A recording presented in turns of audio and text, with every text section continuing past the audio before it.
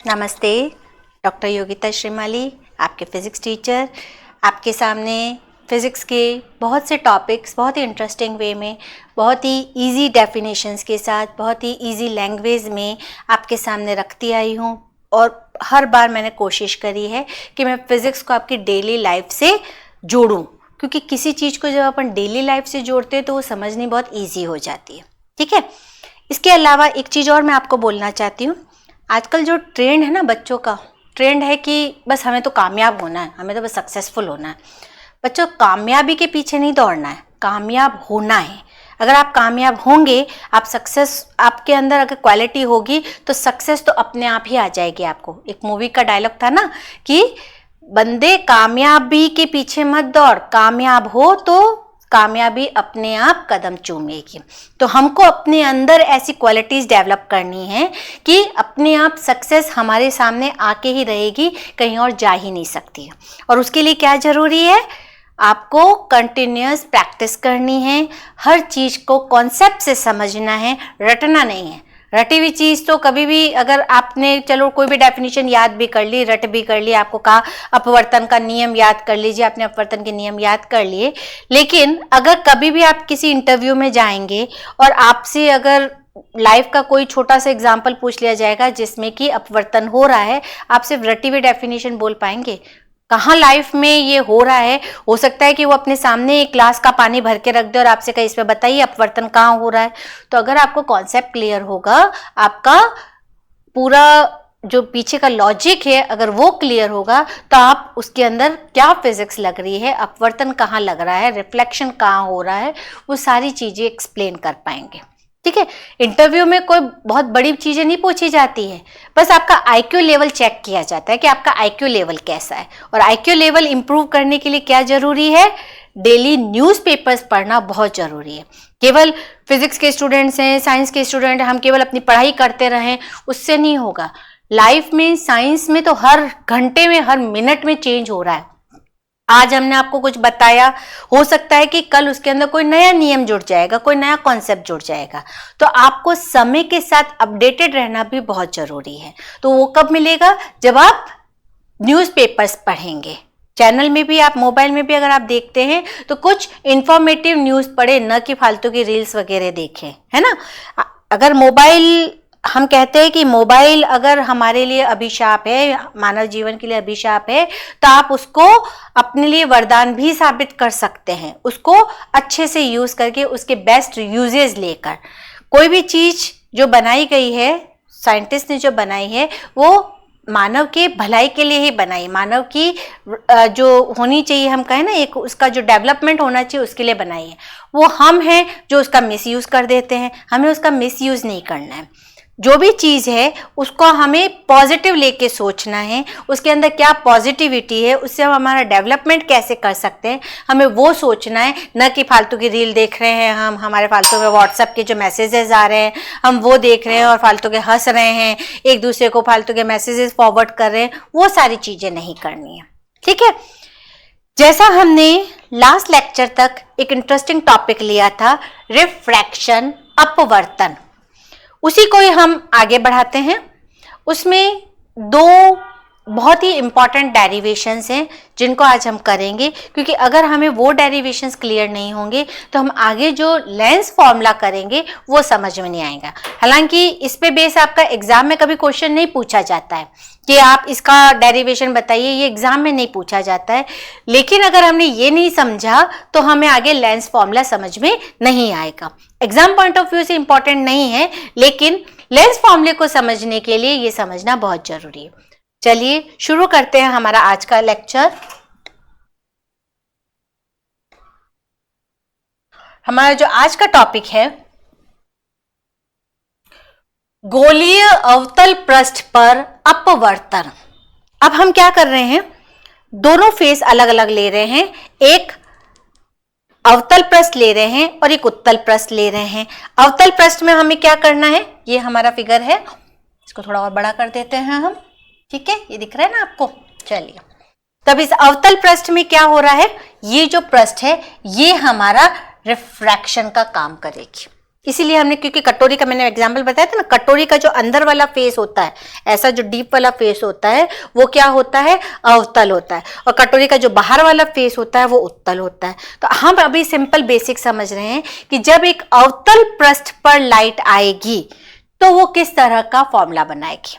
फिर उसके बाद हम उत्तल पृष्ठ भी लेंगे, उत्तल पृष्ठ पर जब लाइट आएगी तो वो किस तरह का फॉर्मूला बनाएगी। ये हमारा बेसिक है, हमें ये समझ में आ जाएगा तो फिर हम लेंस का भी अच्छे से समझ जाएंगे, क्योंकि लेंस में दोनों होते हैं, एक अवतल होता है और एक उत्तल होता है। जब दोनों को मिला दिया जाता है तो ऐसा लेंस बन जाता है, ये एक अवतल है ये उत्तल है, दोनों मिल जाएंगे तो लेंस बन जाएगा। ठीक है, तो लेंस के अंदर दोनों आ जाएंगे, लेकिन जब हम एक का समझ लेंगे तो अपने आप दूसरे का हमें समझ में आ जाएगा।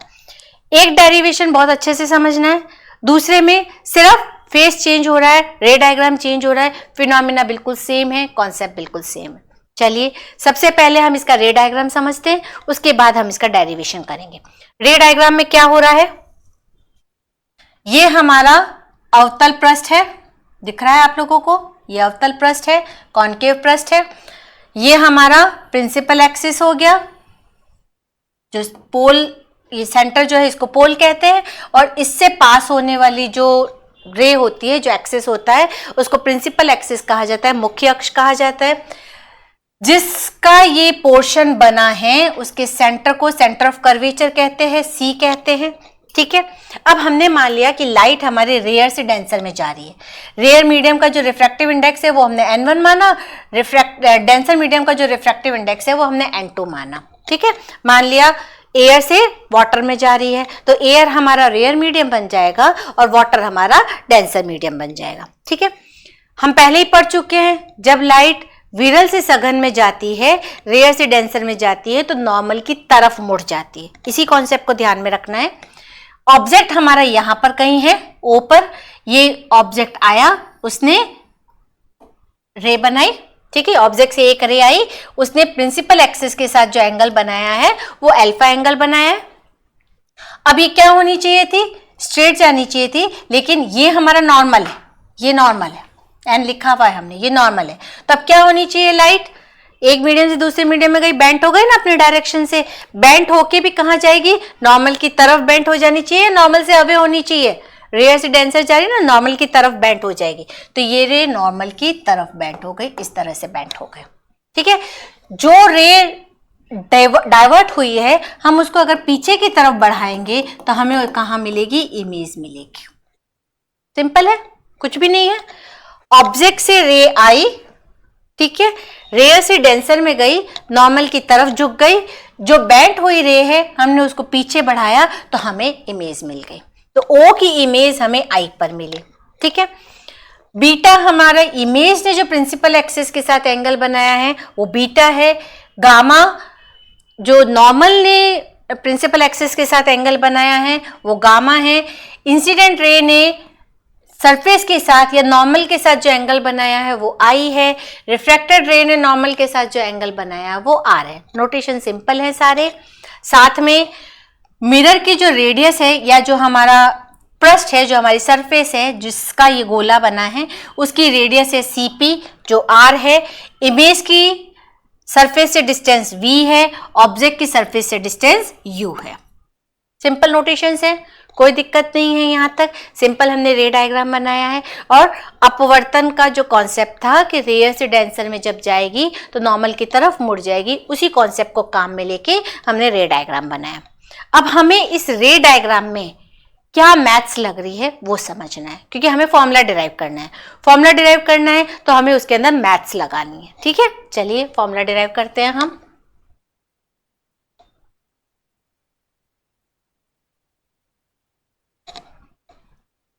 ये है हमारा फॉर्मूला।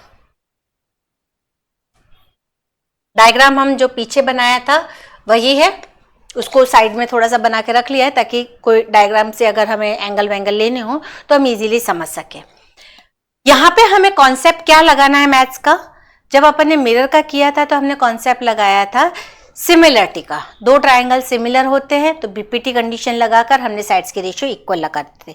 यहाँ पे हमें जो कॉन्सेप्ट काम में लेना है मैं एक बार का आपको बता देती हूँ, ताकि हम उसी कॉन्सेप्ट को बार बार यूज लेंगे तो आपको दिक्कत नहीं आएगी। कलर चेंज कर लेते हैं, रेड कर देते हैं। कॉन्सेप्ट क्या है कि ये अगर ट्राइंगल है, ये हमारा इस तरह का एक ट्राइंगल बन रहा है, यहाँ पे एंगल 3 है, यहाँ पे एंगल 1 है, यहाँ पे एंगल 2 है। तो बहिष्कोण प्रमेय, एक्सटर्नल एंगल थ्योरम क्या कहती है कि ये जो एक्सटर्नल एंगल 3 है वो एंगल 1 और एंगल 2 के सम के इक्वल होगी। पढ़िए ना ये थ्योरम, कहाँ पढ़ी? 7th 8th में पढ़ी है शायद मैथ्स में आप लोगों ने। इसी थ्योरम को, ये जो एक्सटर्नल एंगल की थ्योरम है, ये जो बहिष्कोण प्रमेय है, इसी को हम हमारे इस कॉन्सेप्ट के अंदर यूज लेंगे। कहाँ लिया हमने? ये वाला एंगल अल्फा और एंगल आई किसके इक्वल आ रहा है? एंगल आर के इक्वल आ रहा है। इसको थोड़ा पीछे वाले डायग्राम में हम अच्छे से समझते हैं, वो थोड़ा सा और डिटेल में समझ में आएगा। हटा देते हैं पिछला ताकि आपको और क्लियरली समझ में आ जाएगा।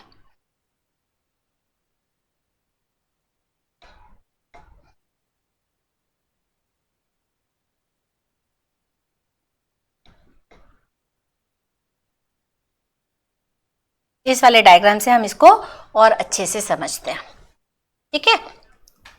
क्योंकि डायग्राम जब क्लियर होगा तभी आप लोगों को कॉन्सेप्ट समझ में आएगा इसके अंदर। ये देखिए, बहिष्कोण का जो प्रमेय है, एक्सटर्नल एंगल थ्योरम है, वो क्या बोलती है? एंगल अल्फा, ये एंगल अल्फा है, या अपन ये बीटा वाला ले लेते हैं पहले। बीटा प्लस आई किसके इक्वल आ रहा है? आई एंगल, ये वाला एंगल देखिए, इस वाले में ये आई एंगल पूरा आ रहा है, ठीक है? ये एंगल अल्फा आ रहा है। ट्राइंगल कौन सा ले रहे हैं? ये वाला, ये ट्राइंगल ले रहे हैं हम, है ना? इस ट्राइंगल में अल्फा ये एंगल है, आई ये एंगल है, तो अल्फा प्लस आई किसके इक्वल आ रहा है? गामा के इक्वल आ रहा है। अल्फा प्लस आई इक्वल आ रहा है गामा के, एक्सटर्नल एंगल है। ये चीज समझ में आई? अब दूसरा लेते हैं अपन, कलर चेंज करते हैं।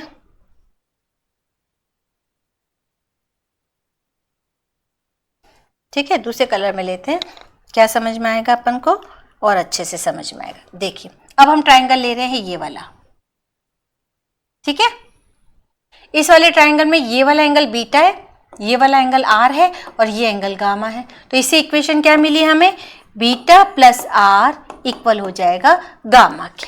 क्लियर?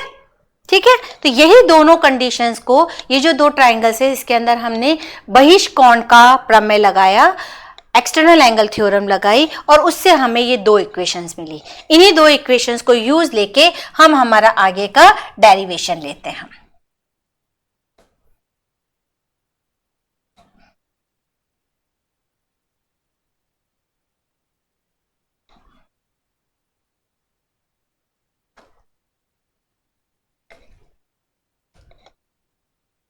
इस डेरिवेशन को लेते हैं। तो ये दो इक्वेशंस तो हम पिछले वाले में बता चुके थे, कैसे निकली थी ये फिगर से अच्छे से बता चुके थे हम ये दोनों इक्वेशंस। इन्हीं दोनों इक्वेशंस को यूज लेना है। Alpha plus I is equal to gamma, तो आई इज इक्वल टू कितना मिल गया? Gamma minus alpha.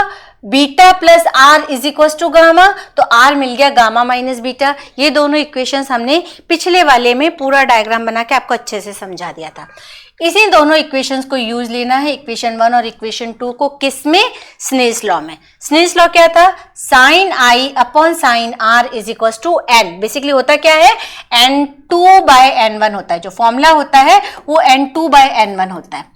लेकिन क्योंकि हमारा दूसरा मीडियम क्या है? पहला मीडियम एयर है और दूसरा मीडियम वाटर या ग्लास कुछ भी हो सकता है, डेंसर मीडियम हो सकता है। पहला मीडियम तो एयर है और एयर का रिफ्रैक्टिव इंडेक्स जो हवा है, हवा का या वायु का अपवर्तनांक 1 होता है, तो हम यहाँ पे इसको डायरेक्ट n भी लिख सकते हैं। ठीक है, तो उसी चीज को हम लिख रहे हैं यहाँ पे, इसलिए हमने यहाँ पे डायरेक्ट n ही लिख दिया है। तो sine I upon sine R कितना बन गया? Sine I upon sine R N के इक्वल बन गया। अब क्योंकि डायग्राम में भी अपन ने देखा है आई और आर बहुत छोटे हैं, तो टिग्नोमेट्री में हम कई जगहों पे ये चीज यूज करते आए हैं कि जब एंगल छोटा होता है तो चाहे उसके साथ साइन लगाओ या कॉस लगाओ या टेन लगाओ, कोई खास फर्क नहीं पड़ता है। ठीक है, उसी चीज को हम यहाँ पे काम में ले रहे हैं। जब आई और आर बहुत छोटे हैं तो sine I nearly equal to I आ जाएगा और sine R nearly equal to R आ जाएगा। इस इक्वेशन से क्या मिल गया? I upon R is equal to N और I is equal to N R मिल गया। ठीक है, इस वैल्यू को हमने कहाँ यूज किया? इक्वेशन 1 में यूज किया। इक्वेशन 1 में जहां आई आ रहा है, आई की जगह पे एन आर लिख दिया। ठीक है, तो यहाँ पे हमें इक्वेशन मिल जाएगी gamma minus alpha is equal to N gamma minus beta. ठीक है, ये इक्वेशन मिल गई हमको। इसको और थोड़ा सा सिंप्लीफाई करते हैं, क्योंकि अभी तक हमें बेसिकली हमें जो रिलेशन लेना है वो यूवी और एफ के बीच में लेना है, या यूवी और आर के बीच में लेना है। यहाँ कहीं हमें यूवी आर नहीं दिख रहे, यहाँ एंगल्स दिख रहे हैं। तो यहाँ पे वापस से हमें कॉन्सेप्ट लेना है मैथ्स का, कोण बराबर चाप अपॉन त्रिज्या। क्या होता है, बनाओ मैं, ये देखिए, ये हमारा कोण है और ये इसकी चाप है। ठीक है, ये यहाँ पे हमारा कोण आ गया, मान लिया थीटा है, ये इसकी रेडियस बन जाएगी, त्रिज्या बन जाएगी, और ये इसका चाप बन जाएगा। तो मैथ्स में छोटी क्लासेस में हमने रिलेशन पढ़ा है, कोण बराबर चाप अपॉन त्रिज्या, angle is equal to arc upon radius. इसी से ही हम क्या करेंगे, इन एंगल्स की वैल्यूज को कन्वर्ट करेंगे वी, यू और एफ में। तो gamma alpha is equal to, figure से देखो अल्फा कौन सा एंगल है, ये वाला एंगल है। अगर मैं ये वाला ट्रायंगल लेती हूँ अल्फा के लिए, ये ट्रायंगल लिया, तो ये कौन हुआ हमारा अल्फा, ये चाप हुआ एमपी, और ये त्रिज्या हो गई ओपी। इसलिए हम अल्फा को क्या लिख सकते हैं, एमपी अपॉन ओपी। इसी तरह से बीटा, ये वाला एंगल आ रहा है, ठीक है, दूसरे कलर से ले और समझ में आएगा अच्छे से। ये बीटा एंगल है, ये एंगल बीटा है हमारा। ठीक है, तो ये एंगल बन जाएगा अब, तो ये हमारी बन जाएगी चाप, ये बन जाएगी त्रिज्या। तो बीटा के लिए वैल्यू क्या मिल गई, एमपी अपॉन आईपी। इसी तरह से गामा, गामा ये वाला एंगल आ रहा है अंदर वाला, तो ये बन जाएगा। ठीक है, तो गामा के लिए एमपी अपॉन पीसी। सारे जो एंगल्स है उसको हमने किस में कन्वर्ट कर दिया, डिस्टेंसेस में कन्वर्ट कर दिया, क्योंकि हमें फॉर्मूला वी, यू और एफ की टर्म्स में बनाना है। चलिए, इसी चीज को अल्फा, बीटा और गामा, इन वैल्यूज को हम इस इक्वेशन में पुट करेंगे, या अल्फा की, गामा की जगह रख देंगे एमपी अपॉन पीसी, अल्फा की जगह रख देंगे एमपी अपॉन ओपी, बीटा की जगह रख देंगे एमपी अपॉन आईपी। ठीक है, इन तीनों वैल्यूज को हम यहाँ पे पुट करते हैं।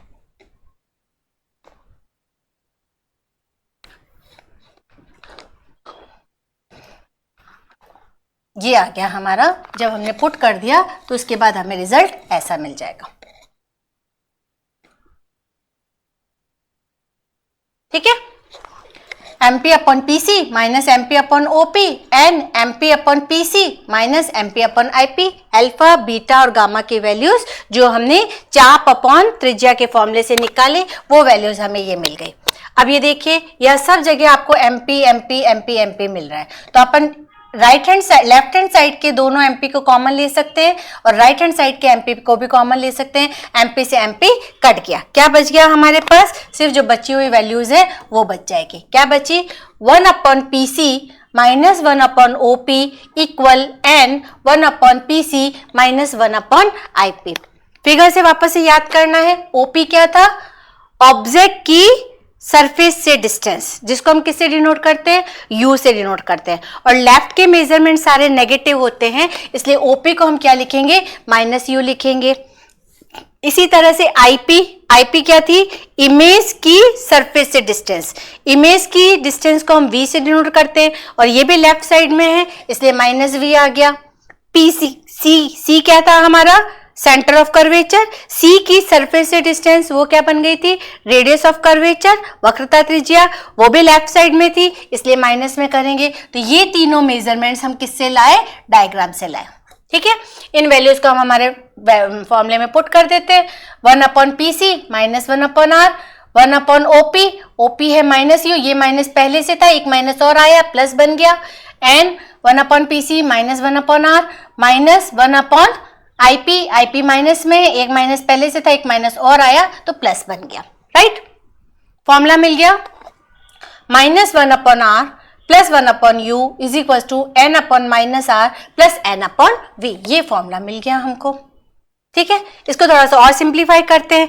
आर की जो दो टर्म्स मिल रही हैं उनको हम एक तरफ ले लेते हैं और वी और यू की टर्म्स को एक तरफ ले लेते हैं। तो वी की टर्म यहाँ पे है ही, हम इस u की टर्म को उधर लेके चले जाते हैं तो माइनस 1 अपॉन यू बन जाएगा। इस r की टर्म को इधर लेके आ जाते हैं तो ये माइनस है, इधर आएगा तो प्लस n अपॉन आर और माइनस 1 अपॉन आर पहले से ही, ये इक्वेशन मिल गई। ठीक है, राइट हैंड साइड में हम क्या कर रहे हैं, r को एलसीएम ले लेते हैं तो n माइनस 1 बन गया। यहां तक हमारा एक बार का फॉर्मूला तो डिराइव हो गया। अवतल पृष्ठ पर जब भी कोई लाइट आएगी तो उसके लिए जो सूत्र बना वो एक बार का तो ये बन गया। लेकिन ये हमने कब किया था? जब लाइट एयर से किसी डेंसर मीडियम में जा रही थी, मतलब एयर से वाटर में जा रही थी या एयर से ग्लास में जा रही थी। फर्स्ट मीडियम को हमने एयर माना था। लेकिन अगर एयर ना हो, कोई दूसरा मीडियम, जैसे वाटर से ग्लास में जा रही है तो कोई दूसरा मीडियम भी हो सकता है। इन जनरल अगर आप ये कहते हैं कि रेयर से डेंसर मीडियम में जा रही है, विरल से सघन मीडियम में जा रही है, अगर एयर से डेंसर मीडियम में कहता है तब तो ये ठीक है। लेकिन कोई जरूरी नहीं ना हमेशा लाइट एयर से ही डेंसर मीडियम में जाएगी, किसी रेयर मीडियम से किसी भी डेंसर मीडियम में जा सकती है। तो इसको थोड़ा सा और हम क्लियरिफाई कर रहे हैं। हमने मान लिया कि जो फर्स्ट मीडियम है उसका रिफ्रैक्टिव इंडेक्स n1 है और जो सेकेंड मीडियम है उसका रिफ्रैक्टिव इंडेक्स n2 है। n क्या था? रेशो किसका? n2 अपॉन n1 का, जिसको अपन 1n2 या फिर इसको एक तरह से ऐसे भी लिखा जा सकता है ना। हमें जहां भी n आ रहा है इस फॉर्मूले में उसकी जगह n2 अपॉन n1 लिखना है। तो यहाँ n आ रहा है, इसकी जगह पे अपन n2 अपॉन n1 लिख दिया। यहाँ n आ रहा है, इसकी जगह पे n2 अपॉन n1 लिख दिया। ये n1 एलसीएम में जाकर नीचे आ जाएगा, तो यहाँ n2 माइनस n1 बना और n1 नीचे चला गया और यहाँ n1 नीचे ही है। ठीक है, पूरी इक्वेशन को दोनों तरफ n1 से मल्टीप्लाई कर दिया। तो अगर मैंने यहाँ n1 से मल्टीप्लाई किया तो n1 into n2 upon n1 भी मिला, या n1 अपॉन u मिल जाएगा। यहाँ पे n1 से मल्टीप्लाई किया तो n1 से n1 कट जाएगा। ये देखिए,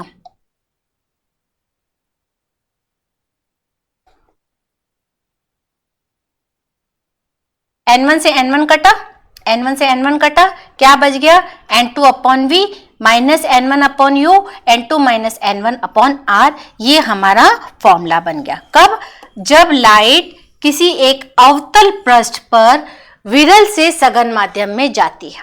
ठीक है, अब जनरल कुछ भी हो सकता है, कोई भी विरल माध्यम से सघन माध्यम में जा सकती है। वाटर से ग्लास में भी जा सकती है, वाटर से एयर में भी जा सकती है, एयर से वाटर ग्लास में भी जा सकती है, एयर से वाटर में भी जा सकती है। किसी भी तरह का केस हो सकता है। अगर केवल एयर का ही केस आता है कि एयर से ही लाइट किसी डेंसर मीडियम में जा रही है, तब हमें ये यूज लेना है, क्योंकि उस केस में हमारा n1 क्या बन जाएगा? 1 बन जाएगा, केवल n2 रह जाएगा जिसको अपन n से डिनोट कर सकते हैं। लेकिन एयर के अलावा अगर कोई दूसरा मीडियम आता है तो उस केस में हमें ये फॉर्मूला यूज करना पड़ेगा, जो हमारा फाइनल रिजल्ट हो गया। ठीक है, ये हमने किसके लिए किया? जब लाइट किसी एक अवतल पृष्ठ पर आई। अवतल पृष्ठ कैसा था? ये वाला पृष्ठ था, इस पर जब लाइट आई। अब सेकंड केस हमें इसका उल्टा लेना है। उत्तल पृष्ठ पर, कॉन्वेक्स सरफेस पर जब लाइट आएगी तो उसके लिए फॉर्मूला कैसा बनेगा वो अपन नेक्स्ट पढ़ते हैं। पहले हम जैसा पिछले में भी किया था, रे डायग्राम को अच्छे से समझा था, वैसे ही हम यहाँ पे भी पहले रे डायग्राम को समझेंगे और फिर उसके बाद हम हमारा डेरिवेशन करेंगे। कॉन्सेप्ट वो का वो लगाना है, थ्योरम्स वो की वो लगानी है जो हमने पीछे लगाई थी। पीछे हमने थ्योरम्स का लगाई थी, बहिष्कोण प्रमेय लगाया था और एंगल, रेडियस और उसके अंदर रिलेशन लिया था। उसी कॉन्सेप्ट से बिल्कुल लेना है, सिर्फ थोड़ा सा रे डायग्राम में चेंज आ जाएगा। क्या हो गया? रेयर मीडियम से डेंसर मीडियम में लाइट जा रही है। टॉपिक है उत्तल पृष्ठ पर कॉन्वेक्स सरफेस पर। ये है हमारा कॉन्वेक्स सरफेस। ठीक है, लाइट हमारी ये कॉन्वेक्स सरफेस पर आ रही है, ये कॉन्वेक्स सरफेस है, ऐसा इस पर हमारी लाइट आ रही है। ठीक है, उस केस में हमारा फॉर्मूला क्या बनेगा वो हमें डिराइव करना है। केस वही है, रेयर से डेंसर में जा रही है, हम उल्टा नहीं कर रहे हैं, डेंसर से रेयर में नहीं ले रहे हैं, दोनों ही केस में हमने रेयर से डेंसर ही लिया है। तो रेयर से डेंसर में जब लाइट जा रही है और उत्तल पृष्ठ पर पड़ती है तो फॉर्मूला क्या बनता है वो निकाल रहे हैं। मान लिया हमारा ऑब्जेक्ट यहाँ पर है O पर, इससे एक रे इंसिडेंट हुई है। ठीक है, इस इंसिडेंट रे ने, ये हमारा नॉर्मल है C पर। ठीक है, इंसिडेंट रे ने नॉर्मल के साथ जो एंगल बनाया वो एंगल ऑफ इंसिडेंस हो गया I। अब लाइट क्या हो गई? रेयर से डेंसर में गई तो नॉर्मल से तरफ मुड़ गई, तो नॉर्मल की तरफ बेंड हो गई। जानी ये इस डायरेक्शन में चाहिए थी, लेकिन ये इधर नहीं जाके नॉर्मल की तरफ बेंड हो गई। इस जो बेंड रे है, अगर हम इसको पीछे की तरफ एक्सटेंड करते हैं तो वहां हमें हमारी इमेज मिल गई। ऑब्जेक्ट यहाँ था, इसकी इमेज हमें यहाँ मिल गई। राइट, जो रिफ्रैक्टेड रे थी, जो अपवर्तित किरण थी, उसने जो नॉर्मल के साथ एंगल बनाया वो एंगल R हो गया। ऑब्जेक्ट ने प्रिंसिपल एक्सिस के साथ एंगल बनाया अल्फा, इमेज ने प्रिंसिपल एक्सिस के साथ एंगल बनाया बीटा, और सी ने मतलब नॉर्मल ने जो प्रिंसिपल एक्सिस के साथ एंगल बनाया गामा। चीजें वो की वो है, नोटेशन भी वो को हुआ, सिर्फ थोड़ा सा रे डायग्राम बदला क्योंकि उसका फेस चेंज हो गया, और फेस चेंज होने के कारण रे डायग्राम बदला, और रे डायग्राम से हमारा फॉर्मूला भी चेंज हो जाएगा। चलिए शुरू करते हैं। इस केस में क्या ध्यान रखना है, आर हमारा किस तरफ जा रहा है, राइट साइड में जा रहा है। पिछला अवतल था, अवतल में आर हमारा लेफ्ट साइड में था, इसलिए हमने माइनस आर लिया था। यहाँ पे क्या ध्यान रखना है, आर हमारा जो सेंटर ऑफ कर्वेचर है वो राइट में होता है, कॉन्वेक्स है तो कॉन्वेक्स में राइट की तरफ होता है, तो आर हमें पॉजिटिव लेना है। यू हमारा नेगेटिव रहेगा क्योंकि वो लेफ्ट में है, वी भी हमारा नेगेटिव रहेगा क्योंकि वो भी लेफ्ट में बन रहा है, राइट। इसी चीजों को ध्यान में रखते हुए कॉन्सेप्ट वही काम में लेना है, बहिष्कोण प्रमेय काम में लेनी है। कौन से वाले ट्राइंगल के लिए लेनी है, पहले अपन यही समझ लेते हैं, उसके बाद आगे बढ़ते हैं। बहिष्कोण हमारा जो बन रहा है, एक तो इस वाले ट्राइंगल में बन रहा है, ये वाला बीटा प्लस ये आर है तो ये भी आर हो जाएगा, beta plus R is equal to alpha, एक तो ये बन गया, alpha plus gamma is equal to R, दूसरा ये बन गया। यही दो ट्राइंगल बन रहे हैं ना, एक तो ट्राइंगल ये वाला बन रहा है, ये वाला है ना, बनाते इसको, ये वाला जिसमें beta plus R is equal to alpha, और दूसरा वाला ट्राइंगल ये वाला बन रहा है, R plus gamma is equal to alpha. ठीक है, ये हमारे दोनों बहिष्कोण प्रमेय जो हमने पिछले टॉपिक में भी यूज किया था, उसी प्रमेय को यूज ले रहे हैं। कॉन्सेप्ट बिल्कुल सेम है, कोई चेंज नहीं। अगर आपका एक अवतल का अच्छे से समझ में आ गया तो उत्तल में कोई दिक्कत नहीं होगी, आराम से कर लोगे आप। ठीक है, चलिए अब हम इसका फॉर्मूला डिराइव करते हैं, जैसा हमने पिछले केस में भी किया था। जैसा पिछले केस में किया बिल्कुल वैसा ही फॉर्मूला डिराइव करना है। हमारा डायग्राम बना हुआ है जो पिछला था, इसी से ही हमने बहिष्कोण प्रमेय लिया। I is equal to beta plus gamma, ये आई है और ये बीटा है, ये वाला ट्राइंगल आ गया हमारा। बना दें यहाँ पे ताकि और अच्छे से समझ में आएगा। ये वाला ये ट्राइंगल है हमारा, ठीक है।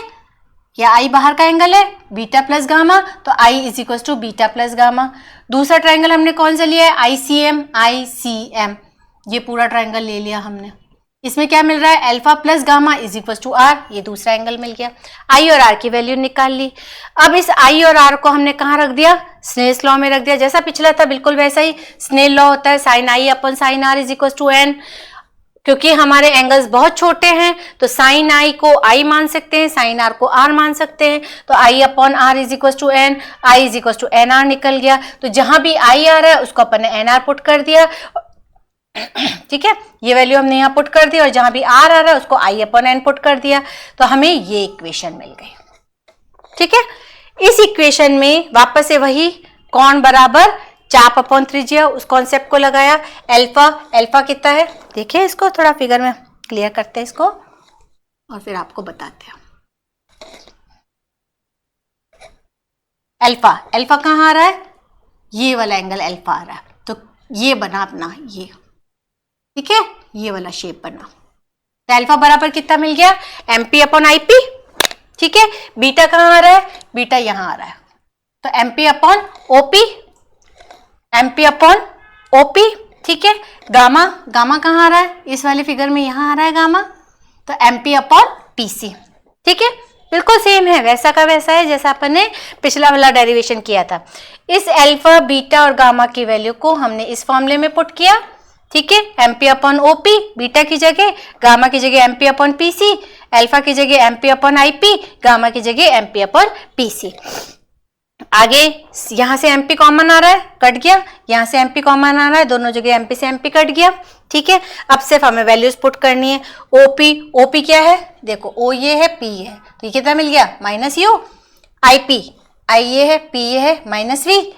पीसी इस केस में प्लस आर हो जाएगा क्योंकि सेंटर ऑफ कर्वेचर हमारा राइट साइड में, तो पीसी प्लस आर हो गया। ठीक है, इन वैल्यूज को हम पुट कर देते हैं, तो बस हमारा फॉर्मूला डिराइव हो जाएगा और कुछ भी नहीं है इसके अंदर।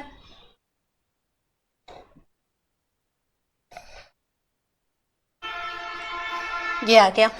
ठीक है, सारी वैल्यूज पुट कर दी, एन कॉमन ले लिया, एन को मल्टीप्लाई कर दिया, आर की टर्म्स को एक तरफ लिया, वी और यू की टर्म्स को एक तरफ लिया, तो ये हमारा फॉर्मूला डिराइव हो गया।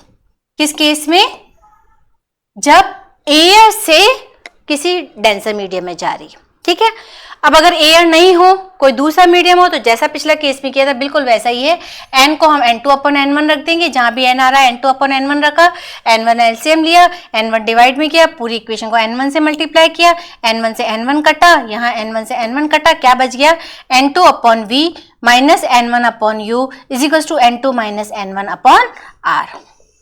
तो उत्तल पृष्ठ पर भी जब एक रेयर से डेंसर मीडियम में लाइट जाएगी तो फॉर्मूला क्या बनता है, और अवतल पृष्ठ पर जब रेयर से डेंसर मीडियम में लाइट जाएगी तो फॉर्मूला क्या बनता है, ये दोनों डिराइव हो गए। ठीक है।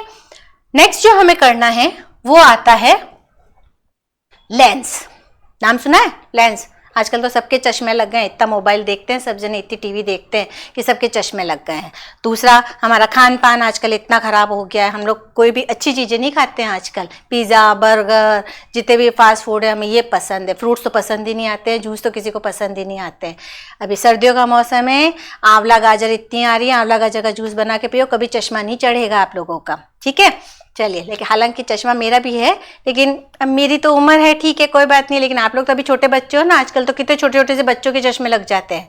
तो थोड़ा सा हमें अपने फिजिक्स पर भी ध्यान देना है। फिजिक्स मतलब वो फिजिक्स नहीं, भौतिकी नहीं, थोड़ी सी अपने शरीर के फिजिक्स की बात कर रही हूँ। थोड़ा सा हमें हेल्दी फूड्स खाने हैं, हेल्दी एनवायरमेंट्स में रहना है। ठीक है, चलिए। लेंस, अब हमारा जैसा मैंने कहा था रिफ्लेक्शन में मिरर होता है ना। रिफ्लेक्शन जब अपन ने पढ़ा था तो उसमें मिरर पढ़ा था। अब जब अपन रिफ्रैक्शन पढ़ रहे हैं तो उसमें हमें लेंस पढ़ना है। लेंस 2 टाइप्स के होते हैं। कौन कौन से? कॉनकेव जैसे मिरर होते हैं वैसे ही, और कॉन्वेक्स। कॉनकेव मतलब अवतल और कॉन्वेक्स मतलब उत्तल। शेप क्या होता है? अगर अपन को कॉन्वेक्स बनाना है तो ये शेप होता है। जो कॉन्वेक्स लेंस होता है वो सेंटर में से चौड़ा होता है और कोनों पर से सकड़ा होता है, पतला होता है। यही अवतल अगर अपन बनाते हैं तो ऐसा बनता है, जो सेंटर में से पतला होता है, सकड़ा होता है और कोनों पर से चौड़ा होता है। ये 2 लेंस है। मिरर का याद आया? मिरर में क्या था? कटोरी का जो अंदर वाला शेप था वो हमारा क्या था? अवतल, और कटोरी के जो बाहर वाला शेप था वो हमारा था उत्तल। ठीक है। लेंस के केस में उल्टा हो जाएगा। लेंस में जब अपन ने दोनों शेप ऐसे मिला दिए तो वो क्या बन गया? अवतल, और अगर मैंने इनको उल्टा कर दिया तो वो क्या बन गया? उत्तल। 2 चम्मच लो और उसके जो अंदर डीप वाला पोर्शन है उसको साथ में जोड़ दो तो वो क्या बन गया? उत्तल लेंस, कॉन्वेक्स लेंस। और अगर चम्मच को उल्टा करके ऐसे रख दोगे तो वो क्या बन जाएगा? अवतल लेंस बन जाएगा। लेकिन यहां पे एयर होती है और यहां पे ग्लास होता है। ठीक है, कांच होता है अंदर और यहाँ पे एयर होती है, ये एयर होगी। मतलब लाइट एयर से डेंसर मीडियम में जाएगी, रेयर से डेंसर में जाएगी और फिर डेंसर से एयर में जाएगी। जब भी लेंस से लाइट जाएगी तो उसका 2 बार रिफ्रैक्शन होगा। एक बार तो एयर से ग्लास में, मतलब रेयर से डेंसर में, और फिर वापस डेंसर से रेयर में आएगी तो 2 बार रिफ्रैक्ट होगी। उसी तरह से यहाँ पे भी पहले एयर में आएगी, फिर ग्लास में जाएगी और फिर वापस एयर में जाएगी। तो 2 फेसेस पर इसके रिफ्रैक्शंस होते हैं। याद आ रहा हमने क्यों उत्तल और अवतल पढ़ा पहले? जो ये वाला फेस है वो हो गया अवतल पृष्ठ, जो हमने पहले डेरिवेशन किया, और ये हो गया हमारा उत्तल पृष्ठ। ठीक है, इसमें क्या हुआ? ये हुआ उत्तल पृष्ठ और ये हुआ अवतल पृष्ठ। तो जो हमने इससे पहले डेरिवेशन किए हैं एग्जाम के लिए इंपॉर्टेंट नहीं है, एग्जाम में वो नहीं आता है, लेकिन अगर वो नहीं समझा तो यहाँ आपको समझ में नहीं आएगा कि ये फॉर्मूला लिया कैसे। एग्जाम में आप डायरेक्ट लिख सकते हो, कोई दिक्कत नहीं है। आप डायरेक्टली लिख दोगे कि लाइट उत्तल पृष्ठ पर आ रही है तो उसका फॉर्मूला ये होता है, लाइट अवतल पृष्ठ पर आ रही है उसका फॉर्मूला ये होता है। वहां आपको डेरिवेशन नहीं करना है। लेकिन जब आप पढ़ने बैठोगे तो आपको खुद को कंफ्यूजन होगा कि आया कहाँ से।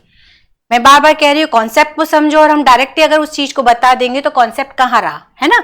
इसलिए हमने पहले उस कॉन्सेप्ट को समझाया और फिर उसके बाद आपको अब लेंस से किस तरह से लाइट का रिफ्रैक्शन होता है, लेंस से किस तरह से प्रकाश का अपवर्तन हो रहा है वो समझा रहे हैं।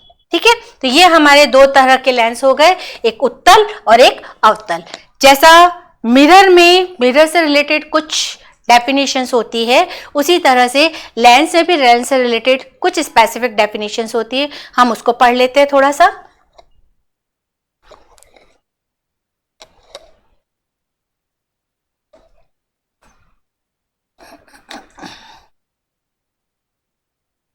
ये जैसे हमारा लेंस है,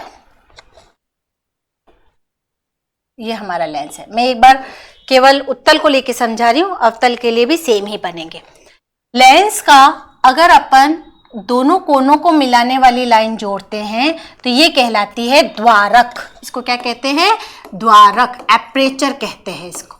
ठीक है, इसका जो एग्जैक्टली सेंटर होता है उसको कहा जाता है प्रकाशिक बिंदु। प्रकाशिक बिंदु, ऑप्टिकल सेंटर कहते हैं इसको। सी से डिनोट किया जाता है, कभी ओ से करते हैं, कभी सी से करते हैं, अलग अलग नोटेशंस होते हैं। इस ओ से जाने वाला जो एक्सिस होता है उसको क्या कहा जाता है? प्रिंसिपल एक्सिस कहा जाता है, मुख्य अक्ष कहा जाता है। अब क्योंकि इसके अंदर दो फेस बन रहे हैं, एक ये वाला फेस है ना, और एक ये वाला फेस है, तो इस वाले फेस का जो सेंटर होगा वो यहां होगा, जिसको C1 कहेंगे। इस वाले फेस का जो सेंटर होगा वो यहां होगा।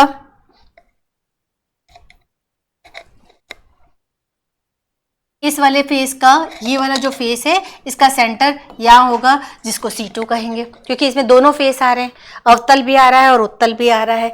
तो जो अवतल फेस है उसका सेंटर यहां आएगा और जो उत्तल फेस है उसका सेंटर यहां आएगा, क्योंकि हम पहले ही पढ़ चुके हैं अवतल का जो सेंटर ऑफ कर्वेचर होता है वो लेफ्ट में होता है और उत्तल का जो सेंटर ऑफ कर्वेचर होता है वो राइट में होता है। ये हम पहले ही पढ़ चुके हैं, है ना। तो ये हमारा अवतल फेस है, इसका सेंटर ऑफ कर्वेचर लेफ्ट में आ गया, और जो ये वाला फेस है उत्तल फेस, उसका सेंटर ऑफ कर्वेचर राइट में आ गया। अब क्योंकि यहाँ पे दो सेंटर ऑफ कर्वेचर है, दो अलग अलग हैं फेसेस, तो यहाँ पे फोकस भी दो होंगे, first focus and second focus. First focus क्या होगा? जब लाइट इंफिनिटी पर होती है या हमारा जो ऑब्जेक्ट है वो इंफिनिटी पर होता है, तो जिस जगह पर इमेज बनती है वो हमारा फर्स्ट फोकस होता है। लाइट जब इंफिनिटी पर है या हमारा ऑब्जेक्ट इंफिनिटी पर है, उससे रे आएगी और इसके बाद जिस जगह पर ये फोकस होगी वो हमारा फर्स्ट फोकस कहलाएगा।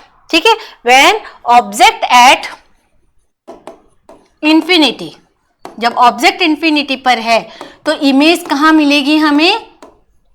इमेज फर्स्ट फोकस पर मिलेगी। ठीक है, उसी तरह से उल्टा कर दे, जब हमारा ऑब्जेक्ट एट F1 है तो इमेज हमें कहां मिलेगी? या F2 है तो इमेज हमें इंफिनिटी पे मिलेगी। जब ऑब्जेक्ट इंफिनिटी पे है तो उसकी इमेज जहां मिली वो एक फोकस हुआ, और जब इमेज इंफिनिटी पे मिलती है तो ऑब्जेक्ट जहां होता है वो हमारा सेकंड फोकस हो जाएगा। तो इसमें हमें दो फोकस मिलेंगे, एक F2 यहां मिलेगा और एक F1 यहां मिलेगा। ठीक है, तो इसमें हमें दोनों साइन लगाने पड़ेंगे, पॉजिटिव भी लगाना पड़ेगा, नेगेटिव भी लगाना पड़ेगा। इसमें हमें पूरा अच्छे से, जब भी हम इसके रे डायग्राम पढ़ेंगे तो हमें बहुत अच्छे से समझ के करने पड़ेंगे कि लेफ्ट की जो भी मेजरमेंट है वो नेगेटिव और राइट की जो भी मेजरमेंट है वो पॉजिटिव रहेंगे। ठीक है, यहां तक हमने सिंपल लेंस से रिलेटेड जो बेसिक डेफिनेशन होती है वो पढ़ी है, बहुत ज़्यादा डिटेल में नहीं पढ़ना है हमें। हमारा जो मेन एम है वो है लेंस फॉर्मूला डिराइव करना, और एग्जाम पॉइंट ऑफ व्यू से मान के चलिए कि 100% वो क्वेश्चन एग्जाम में आता ही आता है, साथ में उस पर बेस्ड न्यूमेरिकल भी पूछे जाते हैं। वो हम पढ़ते हैं नेक्स्ट लेक्चर के अंदर। तब तक आप अवतल पृष्ठ से किस तरह से रिफ्रैक्शन हुआ वो अच्छे से समझिए, उत्तल पृष्ठ से किस तरह से रिफ्रैक्शन हुआ वो अच्छे से समझिए। लेंस की जो इमेज ट्रेसिंग आप लोगों ने 10th में करे थे उसका एक बार रिवीजन करिएगा।